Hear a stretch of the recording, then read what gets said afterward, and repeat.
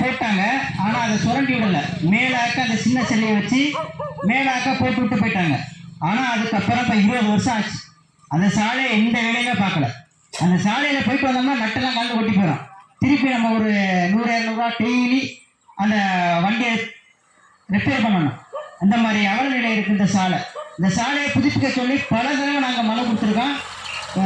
இப்போ சுப்பிரமணியபுரம் கிளை மாநாட்டில் கூட தீர்மானம். அதுக்கு முன்னாடி அனைத்து இந்திய சார்பில் ஒரு நோட்டீஸ் போட்டிருக்கோம், துண்டு பிரசுரம் வெளியிட்டிருக்கோம். தாசில்தார் அலுவலகத்தில் சமாதான கூட்டம் நடைபெற்றுச்சு.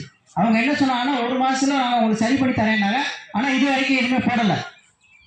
ஆகவே இதெல்லாம் வலியுறுத்தி சனிக்கிழமை நடைபெறுகின்ற இந்த சாலை மறியல் போராட்டத்தில் நமது பகுதியில் மங்களாடு மேற்கில் இருந்து இளைஞர்கள், பெண்கள், விவசாயிகள், ஊர் பொதுமக்கள் அனைவரும் குடும்பமாக தவறாது கலந்து கொண்டு சிறப்பிக்குமாறு மிக தாழ்மையுடன் கேட்டுக்கொண்டு விடைபெறுகிறேன். நன்றி, வணக்கம்.